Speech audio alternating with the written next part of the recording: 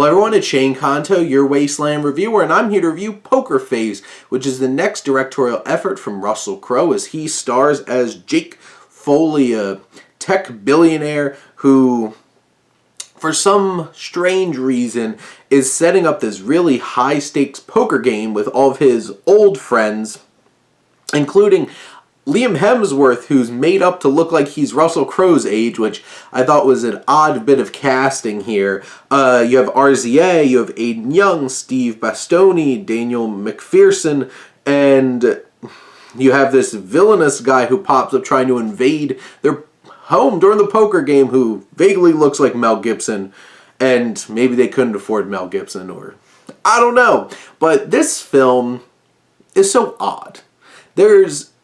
So, first off, there's this whole entire home invasion subplot here that just feels like it's completely from another movie and felt so just tacked on because I don't know if this film had enough substance to last for a feature-length film. And it's just like, why are you here? Why is this necessary? Felt completely needless and so confusing. Let's up some action and tension by having a home invasion. But if you take all that out and just focus on like this core of this film, it had a lot of potential here. Russell Crowe's performance is strong. He has presence. There's an interesting interaction with him and this woman at the beginning of the film who wants to paint his portrait because he just has such an intensity about him. And she's like, I have to paint you. And then you have this series of weird interactions between the two of them.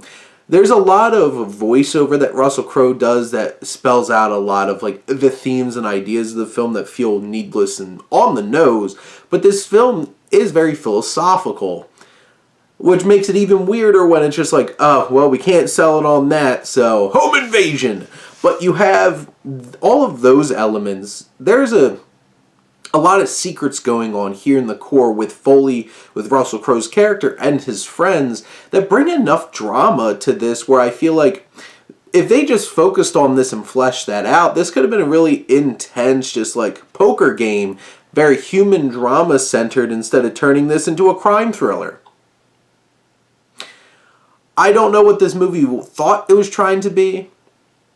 I think it stretches both its narrative by throwing in this home invasion and also doesn't do enough to really warrant these deep philosophical ideas that it has. But I feel like it's watchable. It's only an hour and 35 minutes, even if you're just like, what the F am I watching?